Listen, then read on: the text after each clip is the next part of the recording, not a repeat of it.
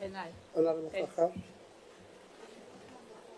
Yeah, we are at number 4 now.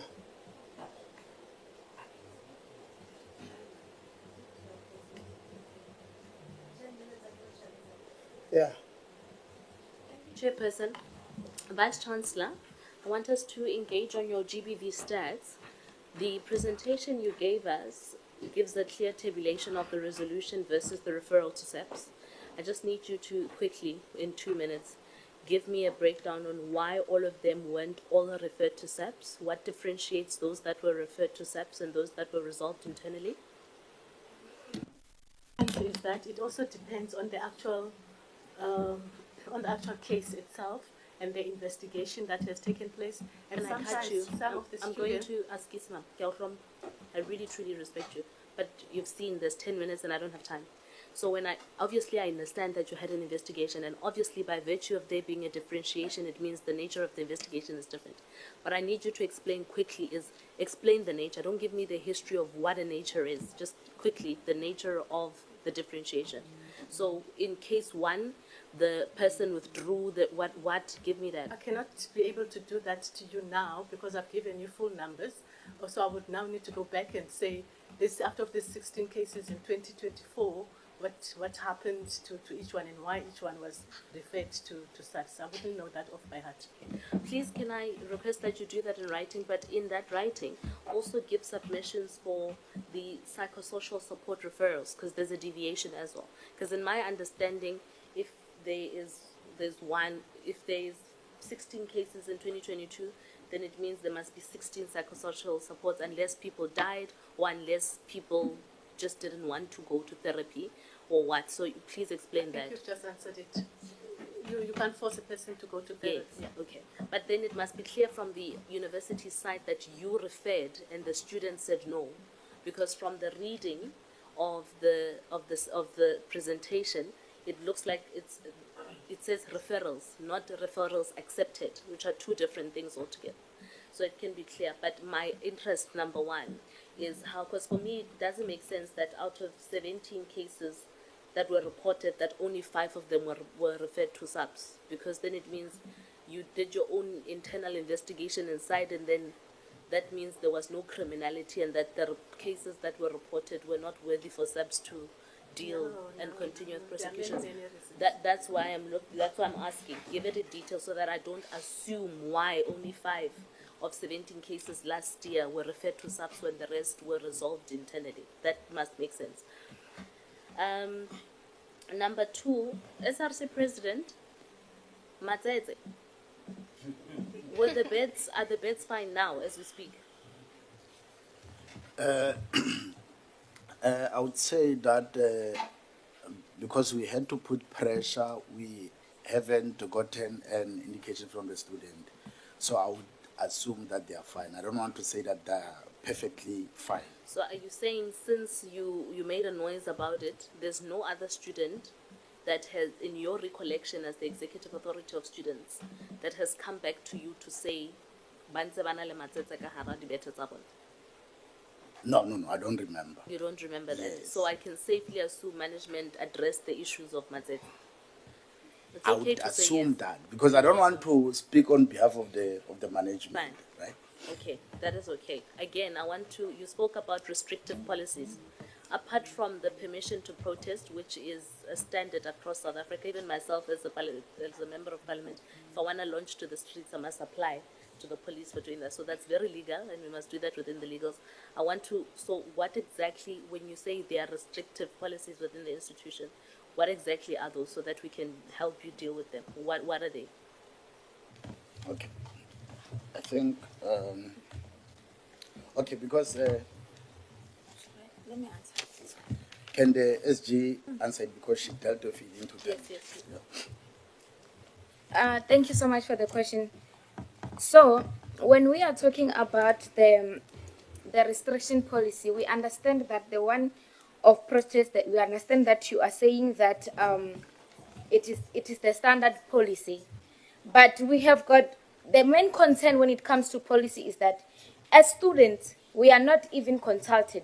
You will just see, for example, let me give you example with the thing of online voting. they just called an SRC and say that you must have an online meeting, for example.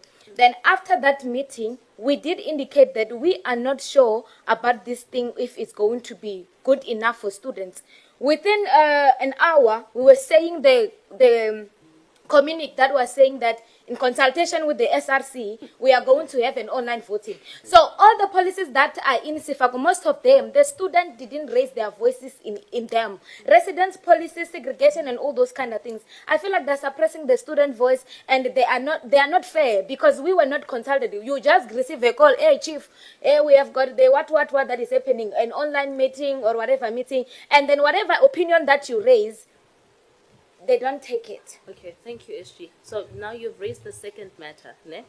The issue of consultation, it's a serious one and it's wrong, particularly if it's going to affect how students are governed every day, how they live, how they enjoy campus life, and how they exercise their democratic right within campus. So you can't just exclude them and think as management you are the gods of the gospel and you know better than them. So that's wrong.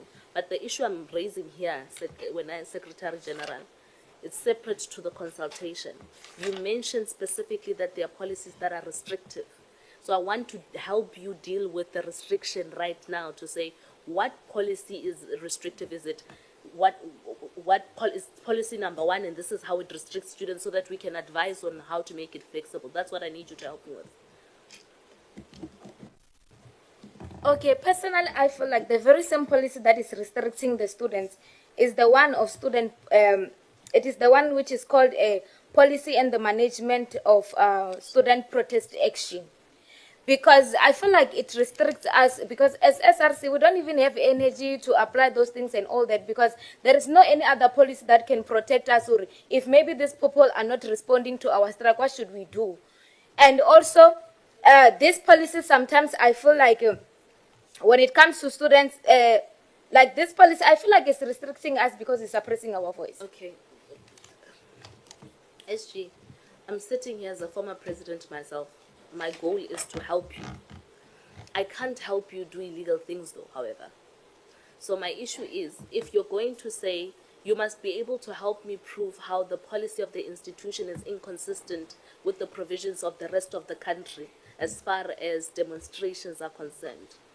So that I can help, and the committee can help you best ensure that management doesn't keep you quiet. So if management is saying, like the university, like the Central University of Technology in the Free State, for example, the Vice Chancellor thinks it is bogus altogether for people to protest. And the minute you protest, they clobber you with an interdict and you must go to court.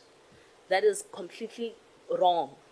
And if that is the case here, then that is what you should be dealing with. But if management is saying, protest all you want, but at least do it within the law so that there's a notice, as we as the political parties, even your own party, the EFF, would know that they must submit a thing before. So can I ask that I give you time to, in writing, to submit through the Secretary General a list of policies that are restrictive, that infringe on your freedoms as students, that infringe on your academic freedom on campus, and then to give us highlights so that we can help advise how to make sure that there's consistency there. That is okay. Okay. Yes, Because I of- will do that. You'll do that, okay. As far as infrastructure is concerned, DTG Sotrikwa, there's a reoccurring theme about infrastructure being a problem within the institution. So I want to get to you. Are you of the opinion that the reason why the institution is unable to maintain and rebuild the infrastructures because either they're not getting enough money, or have you given them money and they've not used it properly?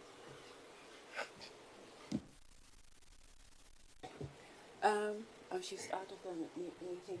Is Honourable the mic member- on there? Pardon? Yes, it is. Honourable member, the infrastructure problems at SMU in particular are a product of many issues. One of them, from where we are sitting, is poor project management, poor procurement management, poor contract management, and poor oversight.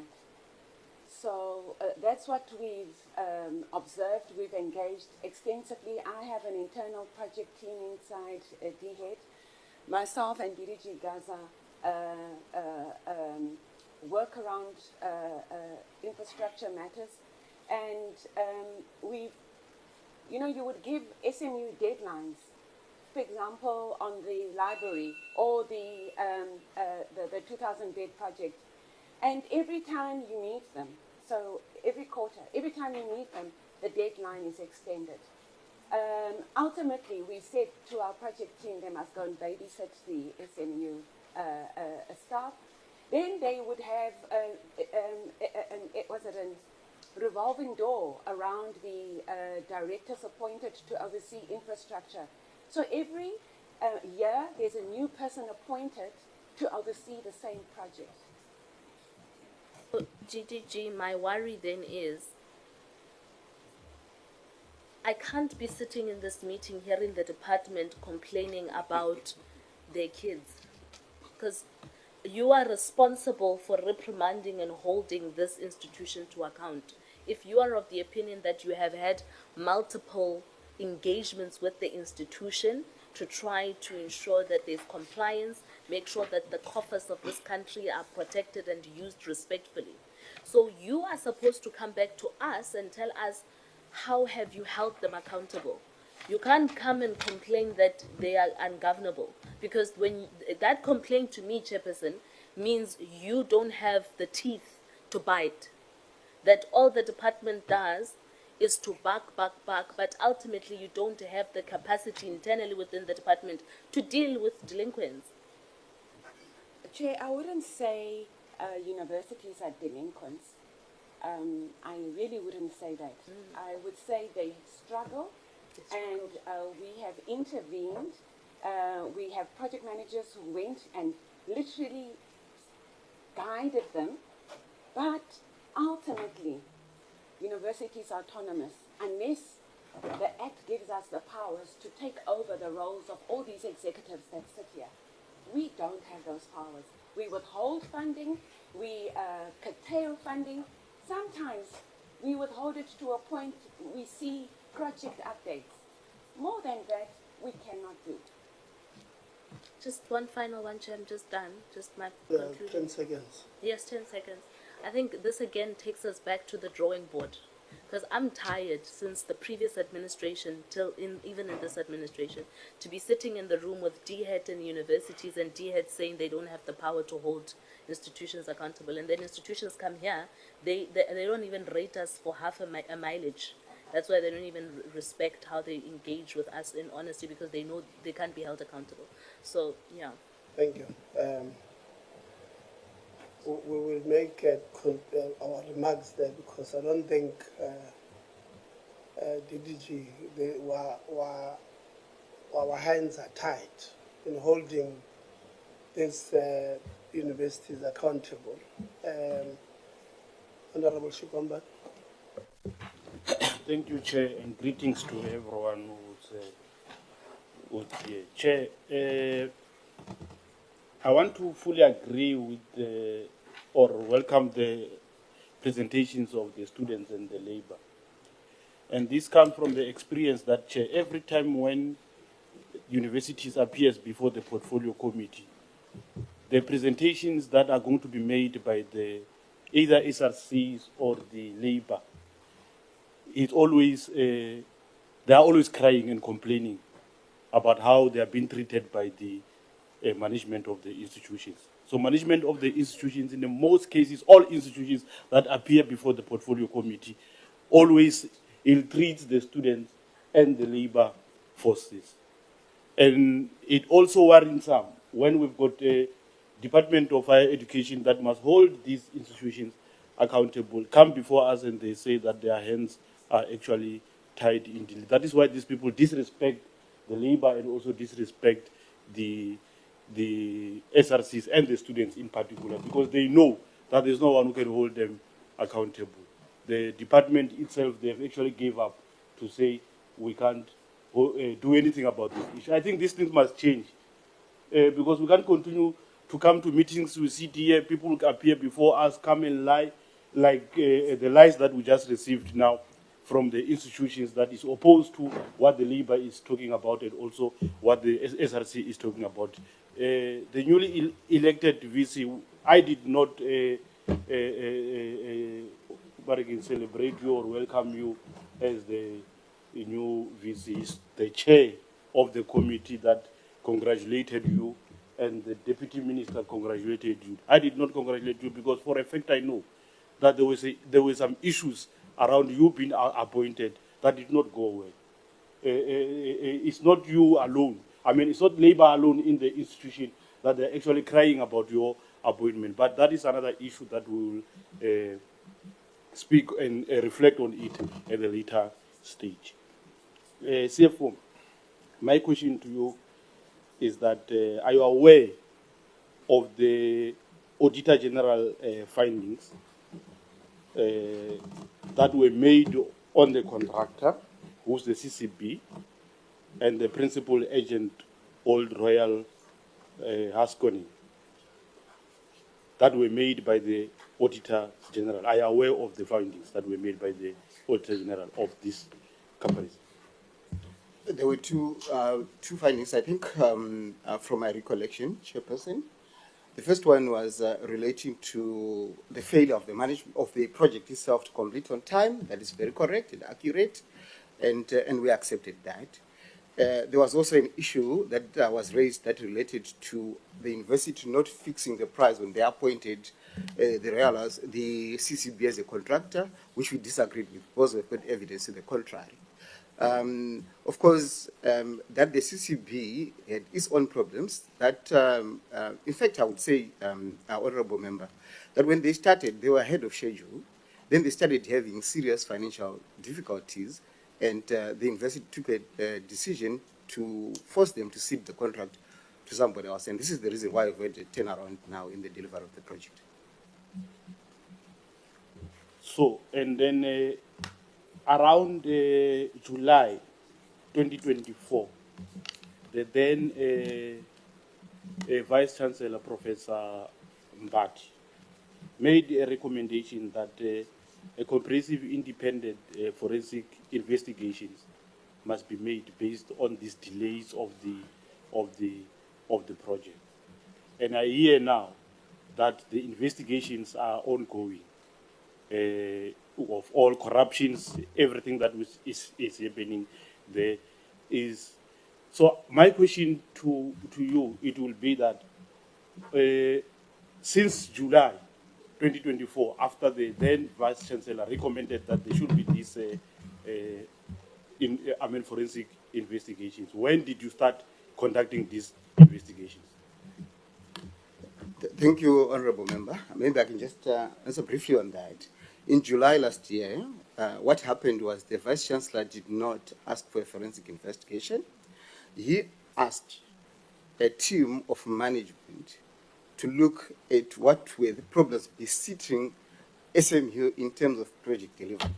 He asked me to be the convener or the chairperson of that committee.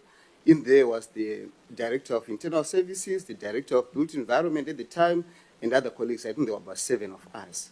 We gave the report to the Executive Management Committee chaired by the then Vice Chancellor, as well as the Council in the month of September 2024.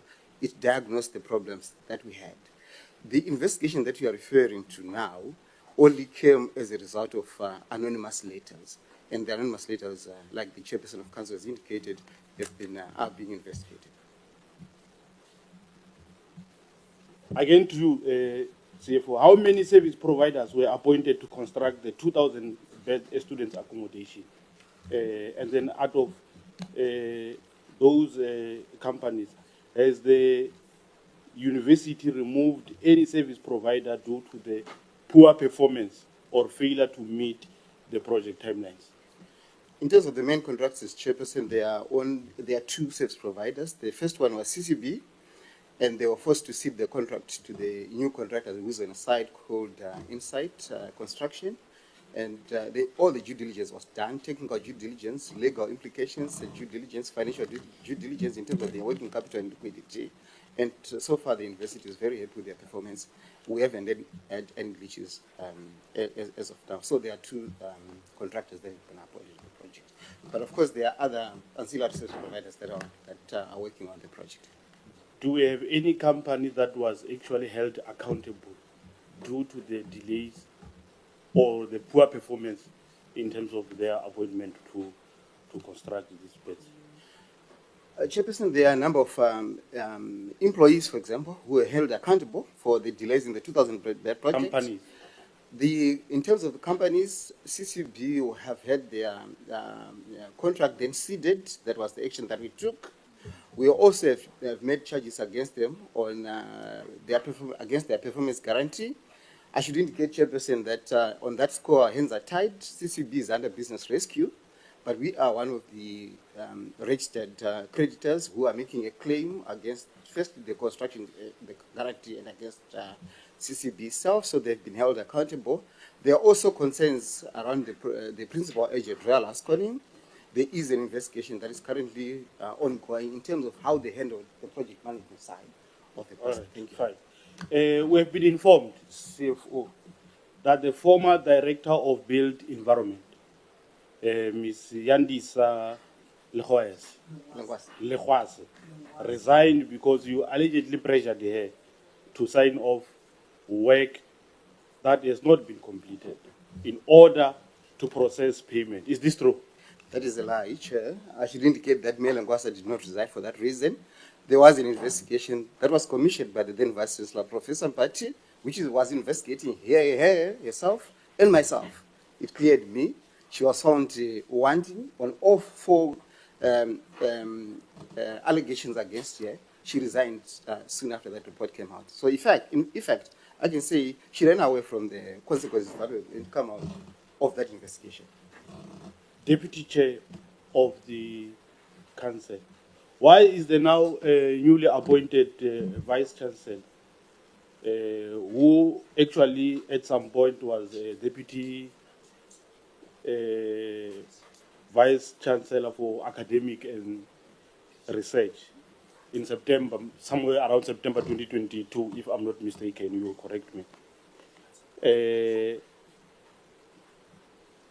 This newly appointed VC, she was once a deputy, right? Of the DVC, and then now you have appointed this VC despite not meeting the advertisement requirements. I'm not done. Your advertisement requirement, actually, it was actually saying it needs someone with a 10 years, a proven experience in academic leadership. 10 years, right? And then, and the advert clearly stated this experience must be at the level of a dean, deputy dean, or a head of academic department. And at that time, she did not have these qualifications or these leadership levels that you were actually expecting when she was appointed. Thank you, Honorable Chair. Honorable Member, let me tell you that the current DVC has met all the criteria that has been stated in the advert. It is not the first time that she is employed by the university. She came to Sefako Makgatho from Cape CPUT. She has 27 years of leadership experience in the academic field. So we scrutinized her. She met the and for your information, the advert was widely advertised in the newspapers. It's not that we just looked at her CV only. It was widely advertised. There were many applicants from various universities, and the shortlist was done based on meeting the criteria. So she met the criteria. Can you mention one or two of those criteria that you were actually required, and then she was meeting them? I've mentioned the PhD. I've mentioned the 10 years that you are talking about in academic experience. She met those criteria. These 10 years, she was within your institution or outside your? It doesn't have to be in our institution. It has to be in the academic field. Not in our institution, because other candidates didn't even come from our institution. Thank you, Crocodile.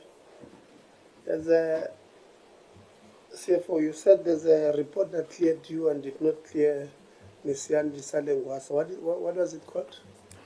So the first report that the honourable member referred to, that was commissioned, or that was requested by the then Vice Chancellor. It was presented to Council in September 2023. What was it called? What is the name? It was just looking at the reasons why. Who was conducting it? At that time, it was an internal report. I was chairing it as a convener. Then the rest of the colleagues. You cleared yourself? No. No, I'm going there, Chair. The second report I think that you're referring to was done by Maponya attorneys. That's the one that cleared me. The first one was not to implicate. So the Maponya one? Yes, the Maponya one. It cleared me. Took information from the one that you checked? No, there was no relationship. So this one is called Maponya attorneys? Yeah, they were independent from the university. Okay. And then you'll send it to us with the terms of reference of what is it that it was looking at.